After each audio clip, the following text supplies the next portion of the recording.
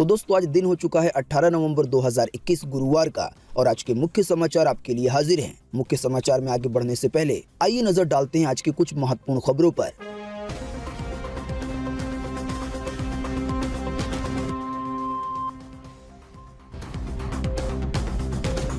PUBG game बनाने वाली company ने दिया बड़ा संकेत। भारत में जल्द लॉन्च होगा बैटल ग्राउंड मोबाइल इंडिया का लाइट वर्जन। कम रैम वाले फोन पर भी खेल सकेंगे गेम। पीएम मोदी की कैबिनेट का बड़ा फैसला। देश के 7000 गांवों में होगा मोबाइल सुविधा का विस्तार, यानी टावर वगैरह लगाकर कनेक्टिविटी की जाएगी अच्छी। अब 1 किलोमीटर दूर से भी काम करेगा वाईफाई। जल्दी आ सकती है ये नई तकनीक। पीएम मोदी आने वाले 19 नवंबर को देश समेत वायुसेना को देंगे बड़ा तोहफा। झांसी में होने वाला है बड़ा कार्यक्रम।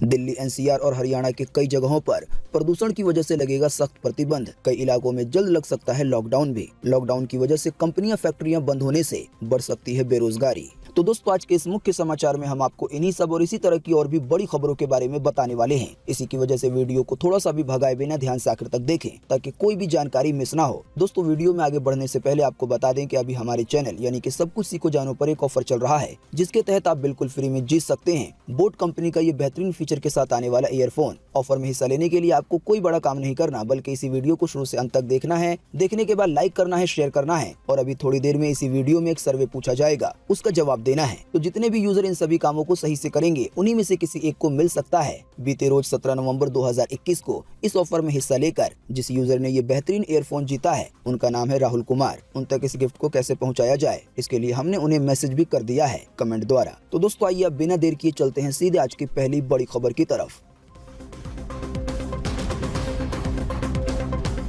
भारत में जल्द लॉन्च होगा बैटल ग्राउंड मोबाइल इंडिया का लाइट वर्जन। कम रैम वाले फोन पर भी खेल सकेंगे गेम। जी हाँ, अगर आपको इस बात का मलाल है कि आपके पास कम रैम वाला फोन है जिस पर आप battle ground mobile India game को खेल नहीं पा रहे हैं, तो आपके लिए खुशखबरी है। जानकारी के मुताबिक पबजी गेम बनाने वाली कंपनी क्राफ्टोन आपको जल्द ही एक तोहफा देने वाली है। दरअसल battle ground mobile India light version को भारत में लॉन्चिंग के लिए कंपनी प्लानिंग कर रही है, जिसे कम रैम और कम स्टोरेज वाले फोन पर भी खेला जा सकेगा। बैटल ग्राउंड मोबाइल इंडिया का जो आधिकारिक यूट्यूब चैनल है उस पर इससे जुड़ा एक सर्वे पूछा गया है।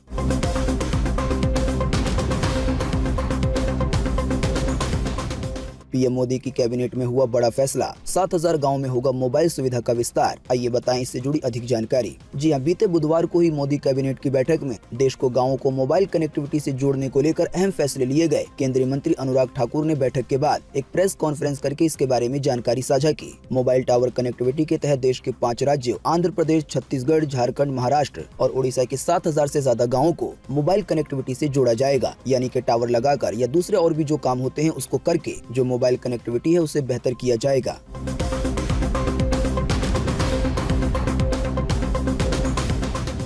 अब 1 किलोमीटर दूर से भी पकड़ेगा वाईफाई। इस नई तकनीक के आने से लोगों को होगी बड़ी आसानी। जी हाँ, फोन ही सिर्फ स्मार्ट नहीं बल्कि तकनीक से जुड़ी हर चीज स्मार्ट होती जा रही है। फिर चाहे वो हो स्मार्ट वॉच, चाहे वो फिर हो स्मार्ट टीवी, हर किसी को मजबूत कनेक्टिविटी चाहिए होती है और ऐसे में वाईफाई की लिमिटेड रेंज एक बहुत बड़ी चुनौती है। लेकिन ताज़ा जानकारी के मुताबिक आपको बता दें कि आने वाले समय में ये समस्या दूर हो सकती है। टाइम्स ऑफ इंडिया की रिपोर्ट के अनुसार नेक्स्ट जनरेशन वाईफाई जल्द दस्तक देने वाला है। पता चला है कि वाईफाई अलायंस द्वारा नए वाईफाई टेक्नोलॉजी को सर्टिफिकेशन मिल गया है और इस नए वाईफाई को हेलो नाम दिया गया है। ऐसा कहा जा रहा है कि ये वाईफाई की तकनीक कम पावर खर्च के लिए लंबी रेंज कनेक्शन ऑफर करेगा और ये लगभग 1 किलोमीटर तक हो सकता है। आसान सी भाषा में कहें तो आने वाले दिनों में वाईफाई को लेकर एक ऐसी तकनीक आ सकती है जिसके जरिए वाईफाई 1 किलोमीटर दूर से भी काम करेगा।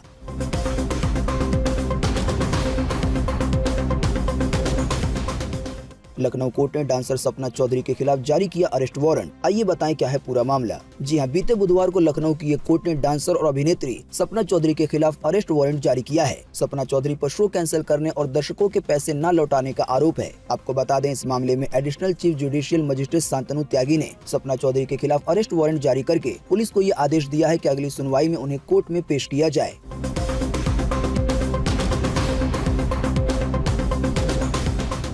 भारत की एयरफोर्स की बढ़ेगी ताकत, दुनिया का सबसे हल्का स्वदेशी अटैक हेलीकॉप्टर वायुसेना को देंगे पीएम मोदी। इसे लेकर 19 नवंबर को झांसी में होगा बड़ा कार्यक्रम। जी हां, चीन के खतरे को सामने देखते हुए केंद्र सरकार ने जल थल सेना के साथ ही वायुसेना को भी मजबूत करना शुरू कर दिया है। इसी कड़ी के तहत दुनिया का सबसे हल्का स्वदेशी हेलीकॉप्टर वायुसेना के हवाले किया जा रहा है। जानकारी के मुताबिक इस हेलीकॉप्टर को हिंदुस्तान एरोनॉटिक्स लिमिटेड की तरफ से बनाया गया है। जानकारी के तहत इसके अलावा भी सेना को ड्रोन और एडवांस इलेक्ट्रॉनिक वॉरफेयर सूट दिए जाएंगे। देश भर में स्वतंत्रता दिवस के 75 साल पूरे होने पर आजादी का अमृत महोत्सव पर्व मनाया जा रहा है, तो इसी से जुड़ा एक कार्यक्रम कल 19 नवंबर को होगा। देश की वायुसेना को जो लड़ाकू हेलीकॉप्टर मिलने वाला है, तो ये देखने में कैसा है, इसकी कुछ तस्वीरें, साथ ही इसकी क्या क्या खासियतें हैं, ये सभी जानकारी आपकी स्क्रीन पे दिखाई जा रही है। वीडियो को पॉज करके इसे देखा जा सकता है।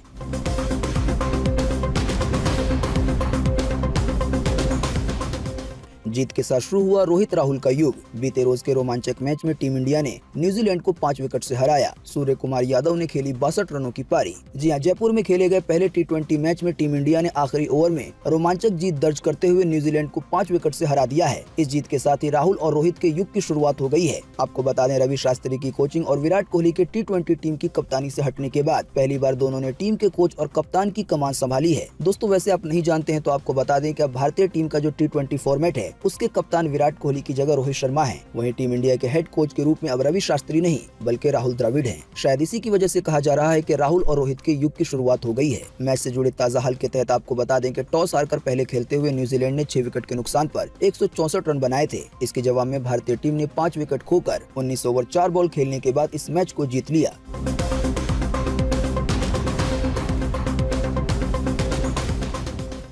इंटरपोल की आई बड़ी रिपोर्ट। भारत में 2017 से 2020 के दौरान 24 लाख बच्चों का उत्पीड़न हुआ है। जी हां, भारत देश में मासूमों के यौन उत्पीड़न मामलों को लेकर बड़ा खुलासा हुआ है। इंटरपोल की ओर से जारी आंकड़ों में बताया गया है कि साल 2017 से साल 2020 के दौरान भारत में करीब 24 लाख बच्चों का ऑनलाइन उत्पीड़न हुआ है, या गंदी गंदी बातें या पोर्नोग्राफी के वीडियो को लेकर परेशान करना। जानकारी के मुताबिक अधिकारियों ने बताया है कि ये आंकड़े उस वक्त सामने आए हैं जब सीबीआई की टीम ऑनलाइन शोषण के मामलों से संबंधित सामग्री की तस्करों की जाँच कर रही थी। हमने भी आपको अपने बीते रोज के मुख्य समाचार में बताया था कि देश के कई राज्यों के कई हिस्सों में सीबीआई ने छापे मारे थे चाइल्ड पोर्नोग्राफी को लेकर। तो आप देख सकते हैं इंटरनेट की वजह से जो ऑनलाइन की दुनिया है वो बच्चों के लिए, बच्चियों के लिए कितनी ज्यादा खतरनाक होती जा रही है। केवल 2017 से 2020 के दौरान देश के 24 लाख बच्चों को हैरेसमेंट का सामना करना पड़ा है।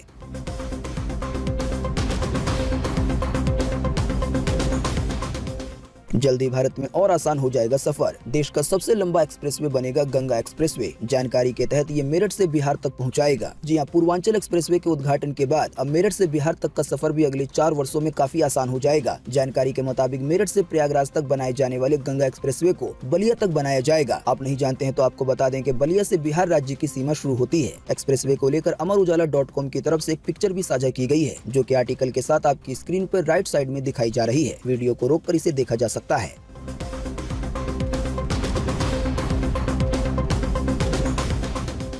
मुंबई के रेलवे स्टेशन पे शुरू हुई अमेरिका और जापान जैसी सुविधा। आईआरसीटीसी ने पहला पोड होटल शुरू किया। कैप्सूल की तरह दिखने वाले लग्जरी कमरों में आराम कर सकेंगे यात्री। जी हां, इंडियन रेलवे ने मुंबई सेंट्रल रेलवे स्टेशन पर बीते बुधवार से अपना पहला पोड होटल यानी कि पोड रूम की शुरुआत कर दी है। आपको बता दें, ऐसे रूम अमेरिका और जापान में काफी प्रसिद्ध हैं। जानकारी के मुताबिक अगर कोई यात्री ट्रेन की यात्रा करने के बाद थकान महसूस करता है तो वो स्टेशन पर इसी पोड होटल में ठहर कर आराम कर सकता है। आधुनिक सुविधाओं से लैस इस कैप्सूल नुमा कमरों के होटलों में एक यात्री 12 से 24 घंटे तक रुक सकता है। यहाँ पर रुकने का किराया 999 रुपए से लेकर 1999 रुपए तक होगा। इंडियन रेलवे का कहना है कि यात्रियों की सुविधा को देखते हुए इसका किराया काफी कम रखा गया है, लेकिन आम आदमी के लिए 12 घंटे के 999 रुपए देना काफी महंगा सा लगता है। जो लोग नहीं जानते कि पॉड होटल या पॉड रूम क्या होते हैं तो उन्हें बता दें कि पॉड होटल एक कैप्सूल नुमा कमरे होते हैं। आसान सी भाषा में कहें तो एक ऐसा कमरा जो कि इंसान की साइज से थोड़ा सा बड़ा होता है। जानकारी के मुताबिक ये सभी एयर कंडीशन कमरे होते हैं। कमरे के अंदर सैटेलाइट टीवी के अलावा कम्प्लीमेंट्री वाईफाई की सुविधा भी दी जाएगी। हालांकि इन कमरों के अंदर टॉयलेट नहीं होता।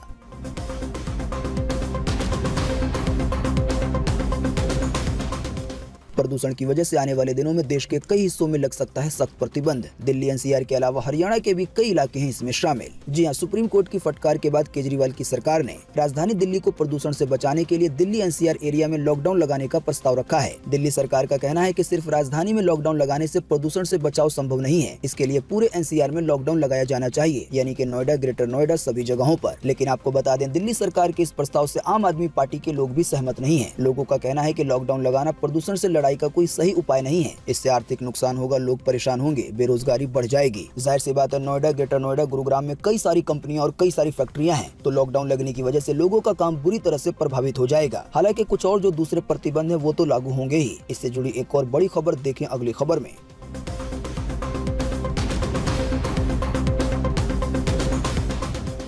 हरियाणा के 4 जिलों में ऑड इवन फॉर्मूले की तैयारी। एनसीआर में शामिल 14 जिलों में होगी सख्ती। आने वाले 21 नवंबर तक सभी को करना होगा वर्क फ्रॉम होम। जी हां, आबो हवा को ठीक रखने के लिए सुप्रीम कोर्ट के आदेश के बाद हरियाणा सरकार ने बीते बुधवार को कुछ सख्त फैसले लिए हैं। जानकारी के मुताबिक हरियाणा के 4 जिलों में किसी भी समय ऑड इवन का सिस्टम लागू हो सकता है, यानी कि एक दिन ऑड नंबर की गाड़ी चलेगी तो दूसरे दिन इवन नंबर की चलेगी। इसके अलावा एनसीआर में शामिल हरियाणा के 14 जिलों में भी सख्ती बरतने के लिए वर्क फ्रॉम होम के अलावा स्कूल और शिक्षा संस्थानों को 21 नवम्बर तक बंद करने का फैसला लिया गया है।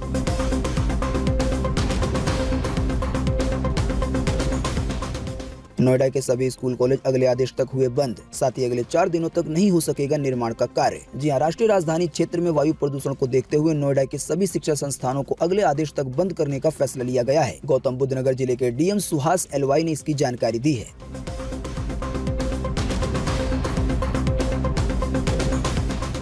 बिहार के डॉक्टरों को लेकर बड़ा फैसला। कोरोना से जान गंवाने वाले प्राइवेट डॉक्टरों के परिजनों को भी मिलेगी 50 लाख रुपए की बीमा राशि। जी हां, बिहार में कोरोना वायरस महामारी से जान गंवाने वाले अब प्राइवेट डॉक्टरों के परिजनों को भी 50 लाख रुपए की बीमा राशि प्रदान की जाएगी। पहले ये सुविधा केवल सरकारी डॉक्टरों के लिए थी। बिहार के मानव अधिकार आयोग ने इस संबंध में आदेश जारी करते हुए कहा है कि ये राशि प्रधानमंत्री गरीब कल्याण पैकेज के तहत दी जाएगी।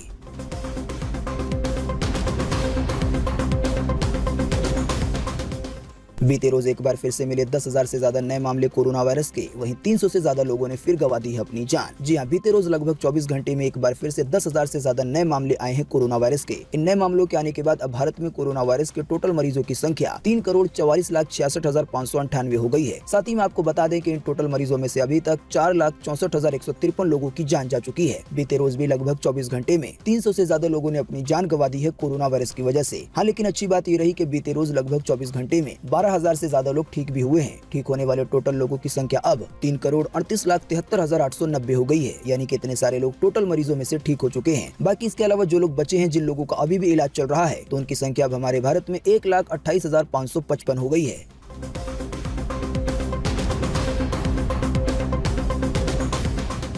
वोटरों को लुभाने के लिए पंजाब सीएम ने लिया बड़ा फैसला। बोले किसानों पर दर्ज सभी केस होंगे रद्द। जी हां, पंजाब के मुख्यमंत्री चरणजीत चन्नी ने बीते बुधवार को कहा है कि पंजाब सरकार खेतों में पराली या एग्रीकल्चर वेस्ट जलाने वाले किसानों के खिलाफ दर्ज किए गए सभी पुलिस मामले रद्द कर देगी। साथ ही पंजाब के मुख्यमंत्री ने कहा कि कृषि कानूनों के विरोध में जो भी आंदोलन किए गए, तो जिन भी प्रदर्शनकारी किसानों पर जो मामले दर्ज किए गए हैं, उसको भी रद्द किया जाएगा। पंजाब में पराली जलाने की वजह से आबो हवा बहुत ज्यादा प्रभावित हुई है। आपको बता दें, पंजाब से लगे राष्ट्रीय राजधानी क्षेत्र और दिल्ली में वायु प्रदूषण से आम जीवन बुरी तरह प्रभावित है और इसीलिए पराली जलाना अपराध घोषित किया गया है। ऐसे में किसानों पर मामले दर्ज किए गए थे, लेकिन पंजाब की सरकार ने किसानों पर जो भी मामले दर्ज थे पराली जलाने को लेकर, उसे रद्द कर दिया है, यानी कोई कार्रवाई नहीं होगी। दोस्तों, अगली खबर के बारे में बताने से पहले आपके लिए एक बड़ा सर्वे और एक बड़ा सवाल। अगर आप इसमें हिस्सा लेंगे और इसका जवाब देंगे तो इससे बहुत कुछ पता चलेगा। दोस्तों, जैसा कि हमने आपको अभी थोड़ी देर पहले खबर के तहत बताया कि आने वाले दिनों में पोल्यूशन की वजह से देश के कई शहरों में साप्ताहिक लॉकडाउन लग सकता है। तो दोस्तों, इसी के बीच आपको इसी वीडियो के नीचे कमेंट बॉक्स में कमेंट करके बताना है कि पोल्यूशन यानी कि प्रदूषण की परेशानी से निपटने के लिए क्या लॉकडाउन लगाना सही रहेगा। इस पर आपकी पर्सनल राय क्या है? फटाफट से आप अपना जवाब इसी वीडियो के नीचे कमेंट बॉक्स में लिख डालिए। साथ ही आपको बता दें, हमारे चैनल के ऑफर में हिस्सा लेने के लिए सर्वे का जवाब देना जरूरी है।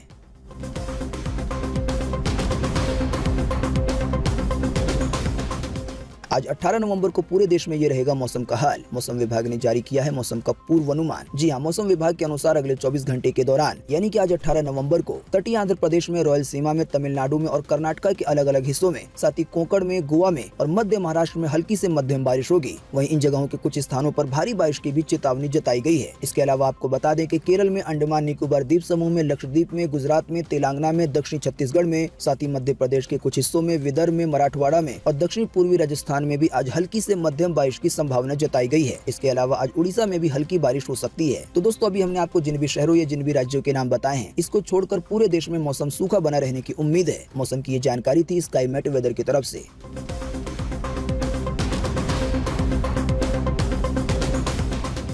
सोना हुआ 402 रुपए सस्ता, तो वहीं चांदी के दाम में आई है 528 रुपए की गिरावट। आइए बताएं ताजा भाव। जी हां, बीते बुधवार को सोने के दाम में 402 रुपए की गिरावट दर्ज की गई। इस गिरावट के बाद अब राजधानी दिल्ली में 10 ग्राम 24 कैरेट सोने की कीमत 48,518 हो गई है। अगर बात की जाए चांदी की, तो चांदी के दामों में भी 528 रुपए की गिरावट दर्ज की गई। इस गिरावट के बाद अब आपको 1 किलो चांदी राजधानी दिल्ली में 65,218 रुपए में मिलेगी।